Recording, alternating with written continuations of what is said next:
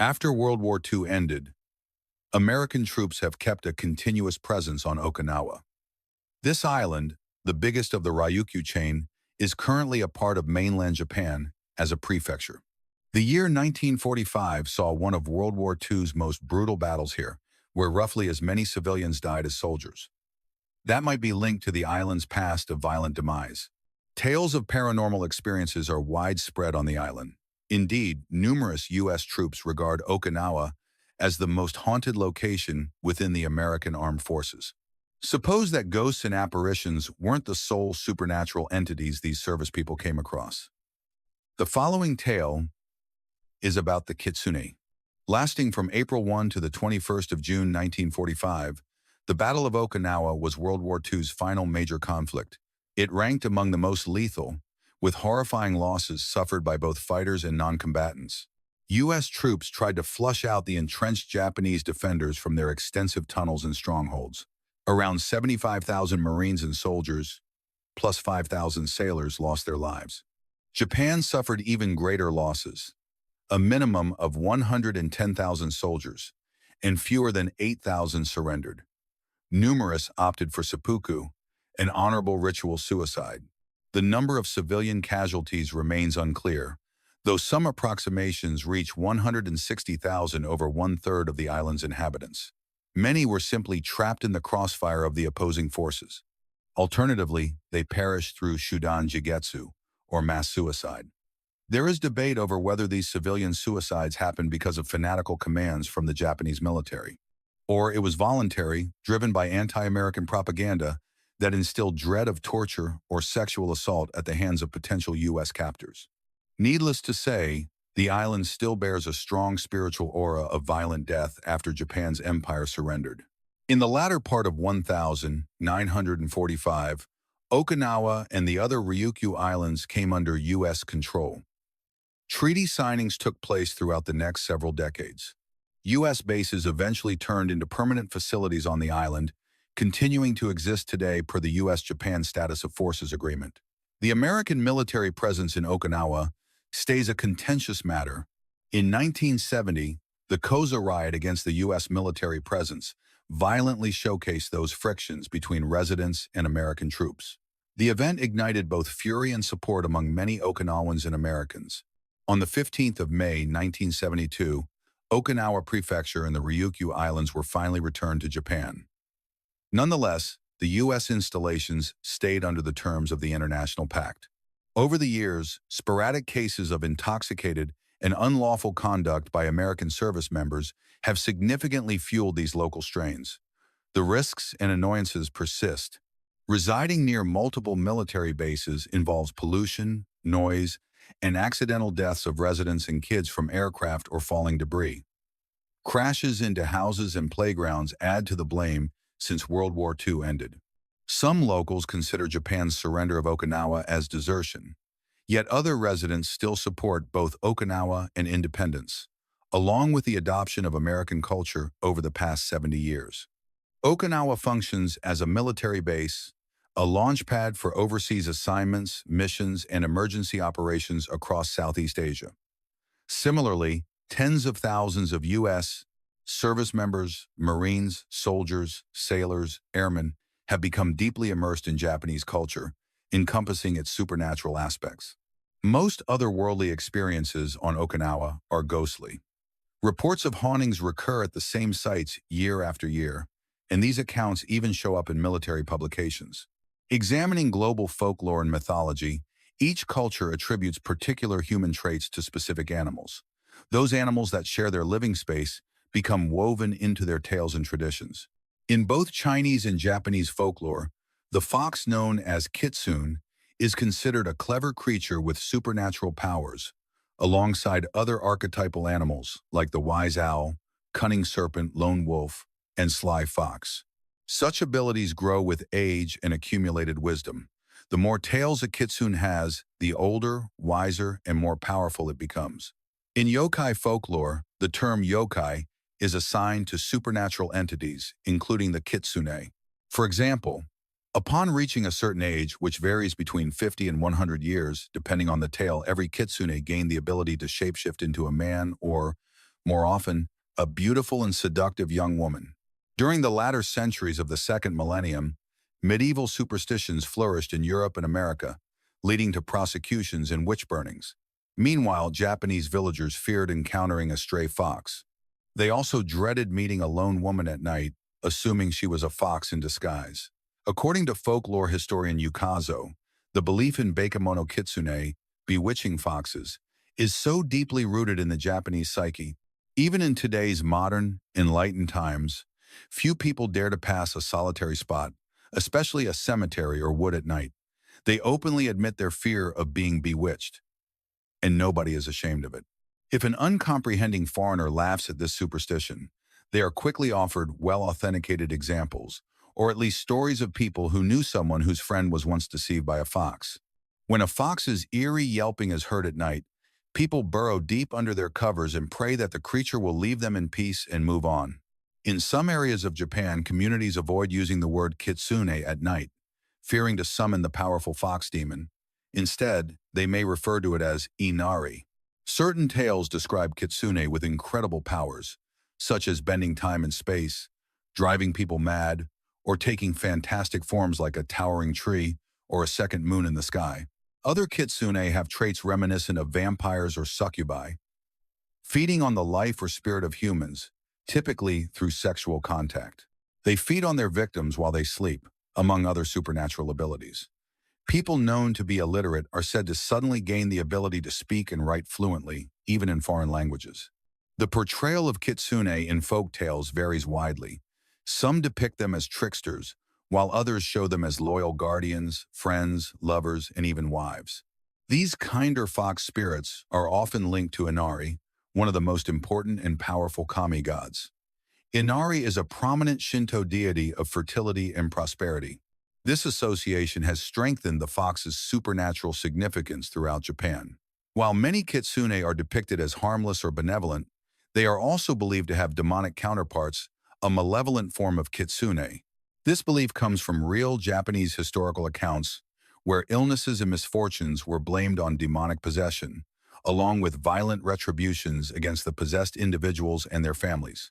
Indeed, followers of the ancient Japanese religion of Shugendo still perform exorcisms on afflicted people, trying to cure symptoms or behaviors linked to kitsunetsuki, the state of being possessed by a fox.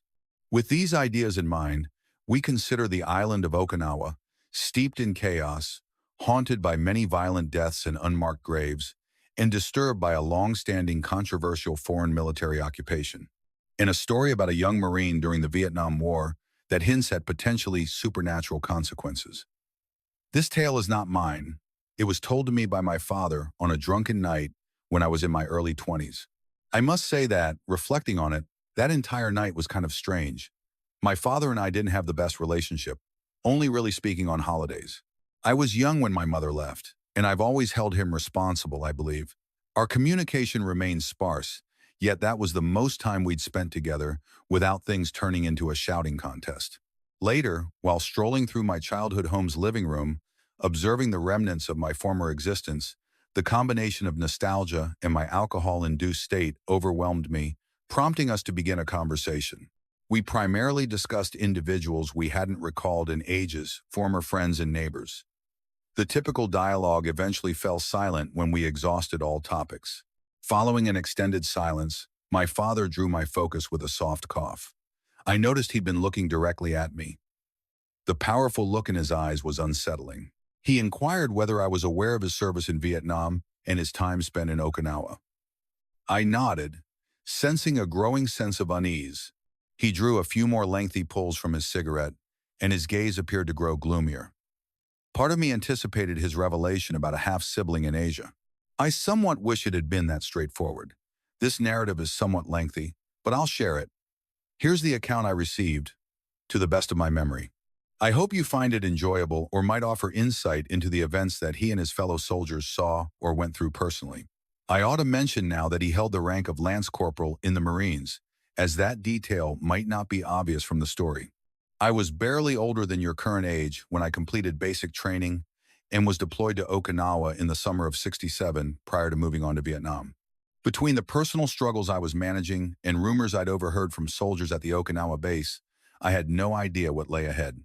Word had it that the jungle was producing some truly awful tales, and indeed, I felt fear. Yet I had faith in my own abilities and in my fellow soldiers. I was also foolish.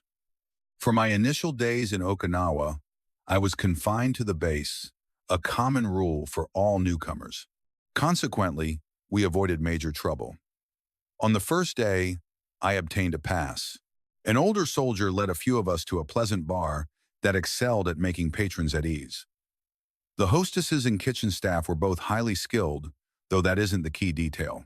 Merely stating facts, we began consuming sake and joking around, and I was naive enough to assume my entire deployment would go smoothly. I admit it was enjoyable, but nothing significant occurred. That was my second outing, roughly 3 or 4 days afterward. I began to observe something unusual about the pricier women. For example, many of the female workers there displayed minor skin issues or visible bruises. However, the expensive ones had clear, flawless skin. They also commanded far better English than the others, despite appearing similarly youthful. In any case, that marked the first time I chose to stay the night with one of those women. I experienced the finest dream I've ever had that evening. I can still recall strolling beside snow-covered mountains in the rural area, her arm linked with mine. I felt let down when I awoke in the dim, somewhat unpleasant barracks the following morning. My memory of returning to that spot was fuzzy. I assumed I had consumed too much alcohol. So, the day prior to our planned departure for Ninong, we learned that our company commander had fallen gravely ill. They also informed us that our deployment was postponed. Given those developments, we didn't pay it much attention. I frequented the bar often, though I didn't always end up with the women. Sometimes I just wanted to drink, and their cheap cigarettes were a bonus. However, following my fourth visit to the bar, something similar occurred to a friend. That evening, I inquired of one of the women why local Japanese men never entered. She dismissed it, saying the establishment was exclusively for American GIs. That night, the bar was crowded, with guys dancing, drinking, and generally letting off steam. I was tucked away in a corner with some fellow platoon members. Jameson, a large Irish-American with a quintessential Boston accent, was being his usual loud and obnoxious self. Eddie and I were chuckling at his tall tales while sipping lukewarm beer. Piss water, Jamie labeled it. We had already declined several women who approached, hoping to earn some cash. Then I spotted a familiar face approaching, accompanied by two girls equally stunning. Eddie was the first among us to cave, handing me money for the drinks. Jameson then wandered off, leaving just me and the woman I was beginning to see as a friend alone at the booth. She aided me in finishing the remaining beer. Once she had my money, she coaxed me upstairs to a private room, as I was too intoxicated to refuse. Once more, I awoke in my barracks. Having no recollection of getting back that morning, I managed breakfast by sipping mostly coffee. I observed that Jameson was absent. Returning to the squad bay, I checked his bunk and was astonished to see his belongings still present. However, the large fellow was missing. I assumed he might have obtained a 2-day pass or lingered at the club the previous night without returning. Thus, I wasn't overly concerned. I reported for duty with Eddie, and we began our usual tasks assisting the logistics team with loading and unloading trucks. Yet Jamie hadn't appeared even as we finished lunch.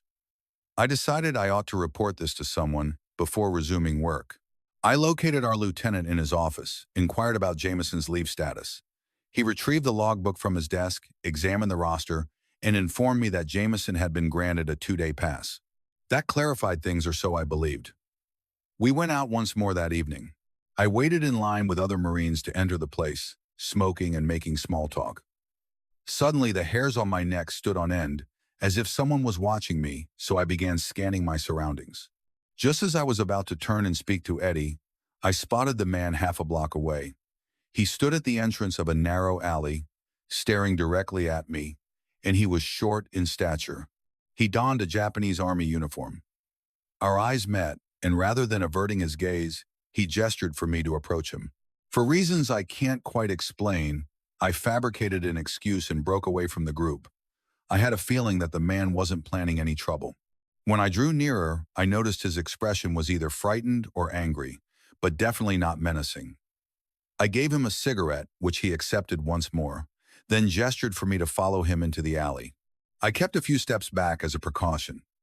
Suddenly, he pivoted and pulled open a plain, poorly painted metal door, clearly a restaurant because the aroma of fish and rice cooking drifted out. He guided me into the kitchen, encouraging me to take a seat at a small, inexpensive table covered with an overflowing ashtray and water rings. It looked like this was the cook's break area. He vanished for a short while, returning with 2 bottles of beer. He gave one to me and then sat opposite me at the table. He was roughly my age, but his jawline and eyes suggested he'd witnessed things that would have left me completely shaken. He inquired how long I'd been frequenting that club. What surprised me most was that he spoke without any noticeable accent. I mentioned that I had visited several times and liked both the music and the staff's company. He nodded when I took the drink, and I observed him struggling to arrange his thoughts. I considered standing up and leaving, as I was starting to feel uneasy in this unknown spot alone. I was mid-sip of beer when he broke the quiet by asking whether any of my friends had disappeared yet. I set my bottle down, stunned by the question. That's because Jamieson instantly came to mind. I hadn't yet entered the club across the street to check if he was there. I simply shook my head, though the query had unnerved me. He advised me to be cautious over there, then rose, offered a bow, and dismissed me after I drained my glass. Possibly he didn't buy my story. Perhaps my expression revealed my unease. So I strolled back to the club and spotted Eddie standing a bit nearer the entrance than before. Shortly after, we entered and were escorted to the booth that had essentially become our usual table. We placed orders for food and a pitcher of beer, and I began to feel somewhat nervous. I recall scanning the room, hoping to spot some additional recognizable people. The Japanese guide had made me somewhat paranoid, so I desired to have as many familiar people nearby as I could, at least for that evening. As our circle grew, I began to unwind, particularly when, to my surprise, I saw Jameson descending the stairs from the VIP section. He sat with us and even had a few drinks, but something about him felt off. It seemed as though his demeanor was slightly artificial, as if he was overdoing his usual loud and brash persona. The situation was already strange, so I pulled him aside outside, gave him a cigarette, and then questioned him. "What's going on with you tonight?" Obviously, my blunt query caught him off guard, and he glanced at me as though he'd been discovered in the act. He composed himself somewhat and inquired what I meant, insisting he was okay and just hungover and exhausted. I decided not to push further, so I accepted his story, and we smoked quietly before returning indoors. When I asked, Eddie was no longer at the booth. Someone informed me that one of the more expensive hostesses had stopped by and lured him off. That's quite common. However, after what the Japanese man mentioned, a lingering unease made me anxious, a bit concerned for my buddies. I stopped drinking early that night and caught a ride back to the base with a few other guys. They were likely far more intoxicated than me, and thankfully we didn't crash the car on the return trip. I fell asleep worried but optimistic that we'd be departing the island shortly. Unfortunately, we learned that morning that the commander's condition had apparently worsened. There was even some discussion about reassigning us to bring more personnel into the jungle. The issue was that Jameson also failed to report for duty that day, and his 2-day pass had already expired. Eddie and I covered for him during the roll call at formation. It turned out our lieutenant had noticed Jameson was overdue and had been searching for him.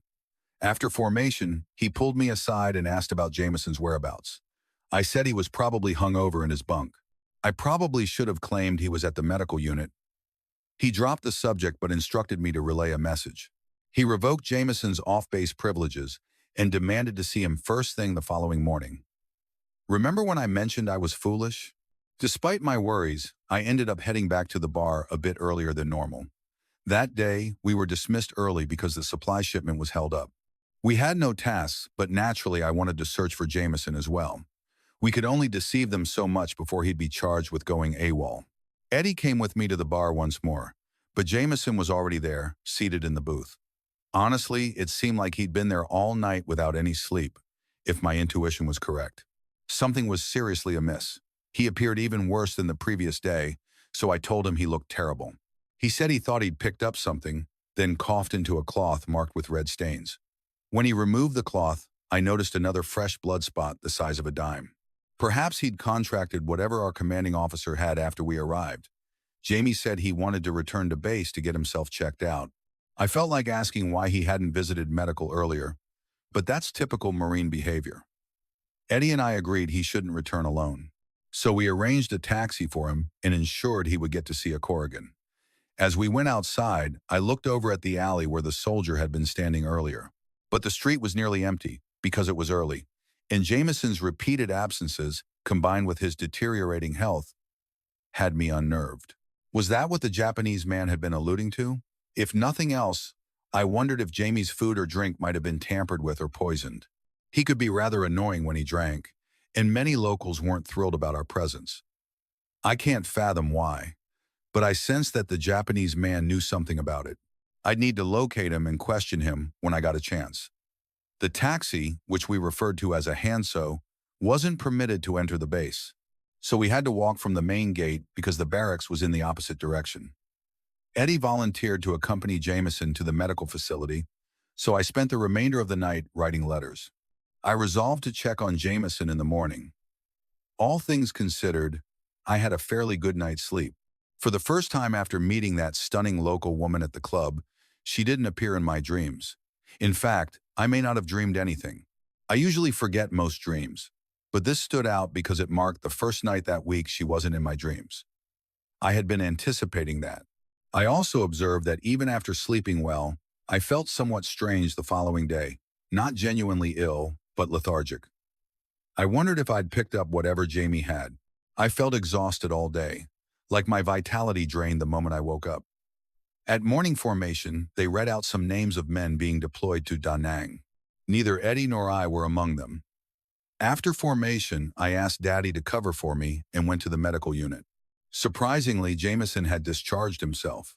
He'd actually pulled out his IV and seemingly departed during the night without notifying anyone. The police were uneasy about it, so the coroner assumed he had returned to his barracks to rest. I checked. He wasn't there. I then headed to the main gate and examined the logbook. I found the entry where we signed him back in, but there was no record of him signing out. Regardless, I reasoned he couldn't leave base without a valid Liberty Pass. This concerned me because he must have sneaked out either over a fence or by some other means. The women in the bar were attractive. Yet, given how frail he appeared, I couldn't understand how or why he would go to so much trouble just to return there. But what other destination could he have had? As soon as I could, I departed the base and made my way to the club.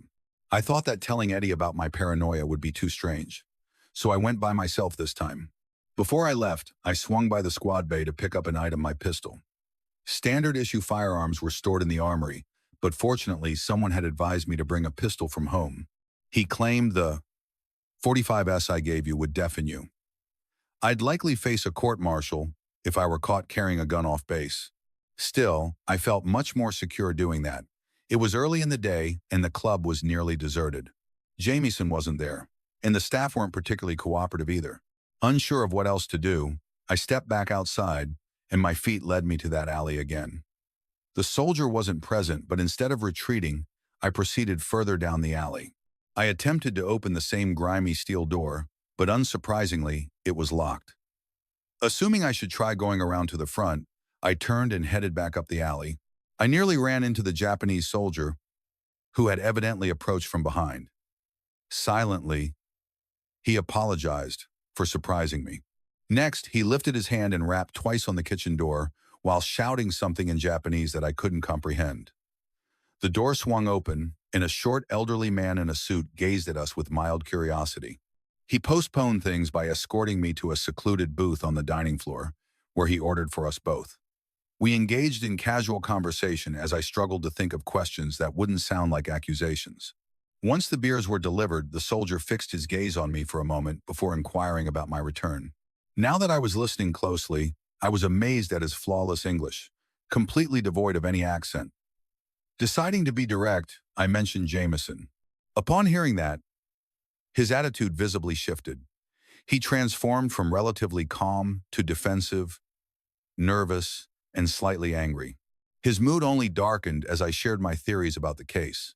Yet his expression flickered when I brought up the chance that the food and drinks had been tampered with. He remained silent, so we ordered additional beers to revive the dialogue. I returned to idle chatter and learned his name was Brian. He was born in the United States and attended school there throughout his childhood. That accounted for his perfect English and Americanized name. After a few beers, I decided to take a chance since he appeared more willing to converse. He still paused but softly revealed his suspicions about the establishment's operators. He added that the owners might be murdering or abducting people, but gathering evidence was tough since individuals kept vanishing. I grasped his fear, and he was terrified of suffering the same fate. After contemplating for a moment, I offered to investigate later that night. He initially objected but finally consented, noting that this was my father's establishment. If the cooks hassle you, mention that you know me and quit using the front entrance. Then we separated. Returning outdoors, I noticed a line of patrons forming at the bar. I joined the queue, eager to re-enter and hoping to spot Jameson. Jamie was nowhere to be found. I encountered his usual companion, but she hadn't seen him either. Given the unusual crowd and my desire to survey the venue, I took a seat at the bar, feeling nervous. I felt relieved when a man sat beside me. He was chatty, and I allowed his rambling while I pondered how to start my inquiry. Predictably, I sensed a recognizable woman pressing against my back. I had almost overlooked her beauty. Honestly, Jameson slipped my mind the instant our eyes met. Nevertheless, I tried to seem uninterested. I ordered additional beer, drinking and coaxing her to join me until she talked me into getting a room for the evening. Afterward, I pretended to sleep for a while. I monitored her breathing until I was sure she was in a deep slumber. Silently, I climbed out of bed and dressed. In the darkness, I picked up her clothes and headed to the private bathroom, shutting the door to search through her possessions. Nothing looked incriminating. After returning everything to its original place, I crept out of the room and retraced my steps down the hallway to the staircase. I descended again into the nearly deserted club. A single bartender was working, while two cooks played cards at a table, puffing on cigarettes and chatting boisterously. With the bartender's gaze on me, I couldn't act, so I ordered several drinks and discreetly emptied them onto the floor. I needed to stay sharp. Once he handed me my third drink, the bartender provided my chance by heading toward the restroom. I checked that the card players were distracted, then quietly slipped off the stool. Pretending to head the same way, I slipped through the kitchen door. I scanned the room but found nothing unusual. I approached the freezer. Ideal spot for stashing a corpse, I mused, and swung the door open to peer inside. Meat hung from the hooks, definitely pork, I was certain. Nothing suspicious, so I backed out, shutting the door to avoid the bartender's return. I was ready to abandon the search for the night when I spotted a door in the rear wall. It opened into what I later learned was a root cellar. The door stood a crack open. Despite my intense fear, my poor judgment took over, and my feet propelled me through the doorway, revealing a staircase. The aroma of moist soil and certain spices grew stronger as I descended the wooden stairs. I strained my ears for any noise from the bartender or anyone else. Upon reaching the landing, I fumbled with my lighter in the darkness. That's when I heard it, a sound that rattled me.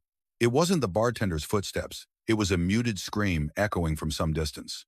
I moved to the cellar's rear wall and discovered an open trapdoor. Up to that moment, I had never been so terrified for nearly an entire minute. I wrestled with the idea of retreating up the stairs. My poor judgment triumphed over fear, and I lowered myself into the opening. I dropped roughly 6 feet from the root cellar above.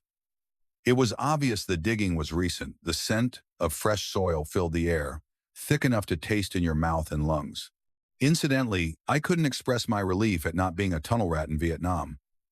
I'd never heard the tales from the returning soldiers.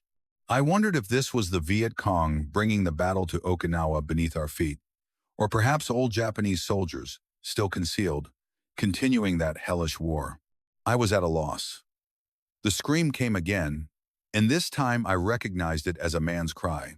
That scream carried pure agony, a sound I would later know intimately when I exchanged fire with the Viet Cong. Seeing comrades torn to pieces, falling left and right, still, I had no idea what I was facing. I crept down the earthen tunnel, bracing for a torture chamber. I followed the cries, drawing my pistol from my waistband. Countless horrifying images raced through my mind as I advanced. But action was necessary. The man's scream erupted again, far nearer this time. As I rounded a curve, I saw lights hanging along the tunnel. This section appeared far more ancient, likely utilized by the Japanese military. Yet that's the moment when the man's broken sobs reached my ears.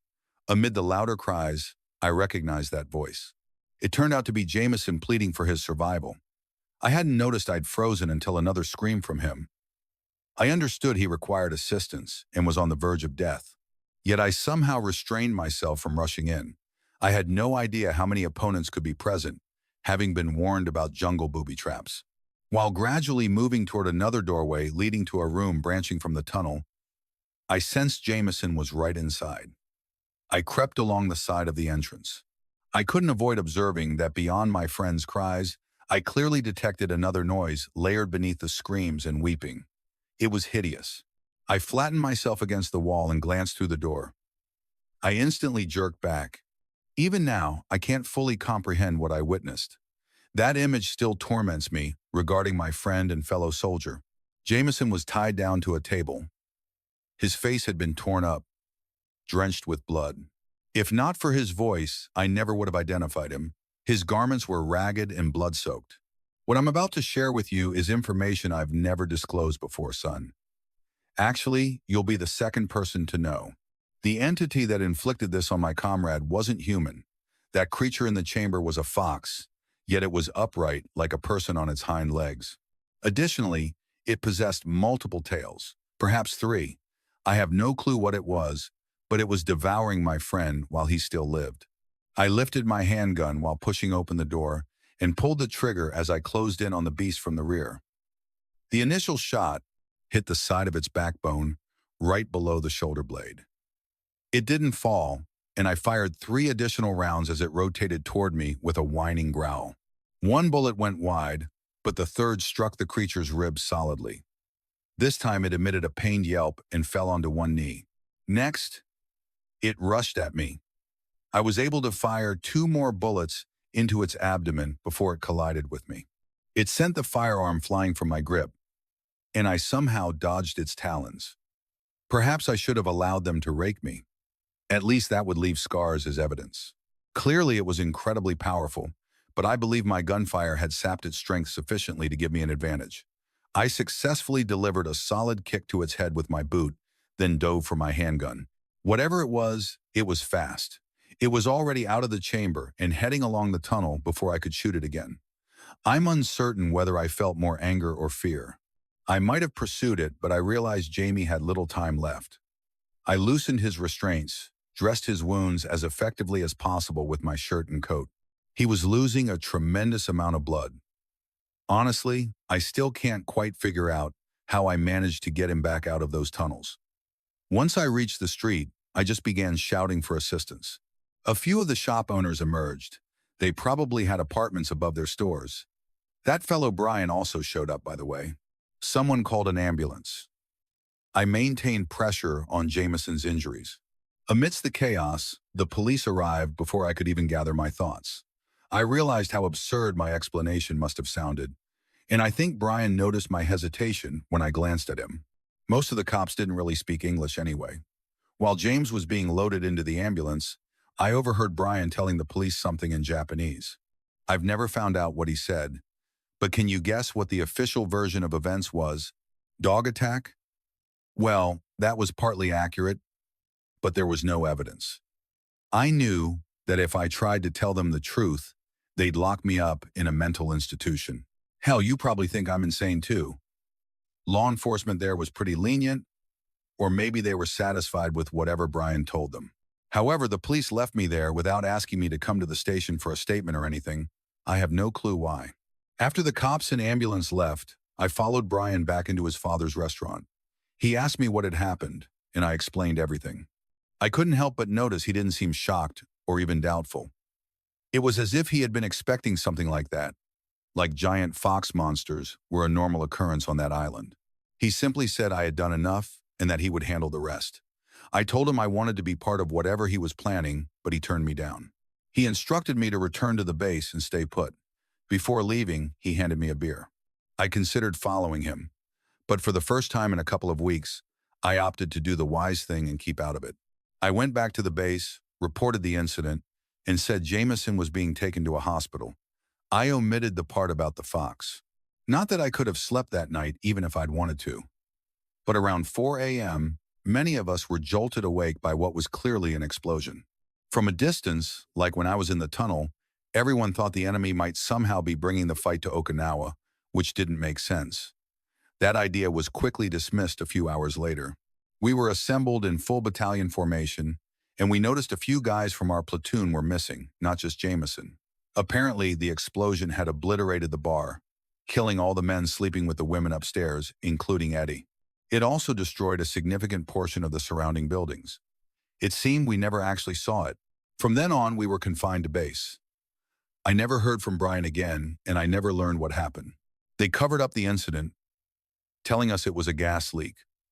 Perhaps Brian's method was to open the gas lines in the kitchen. I was likely the sole person aware of the situation, and I thought speaking up could implicate me, only making matters worse. Jameson fell into a coma due to excessive blood loss, and, unfortunately, he didn't survive. At that point, I ceased forming new friendships, and it was fortunate. I would have suffered even greater losses after arriving in Vietnam. I departed the day following the news of Jameson's death. The horrors I witnessed in that jungle were terrible, yet they couldn't erase the memory of that thing. Inside the tunnels, I've never shared this tale with anyone else. However, I must confess, it's relieving to finally speak about it.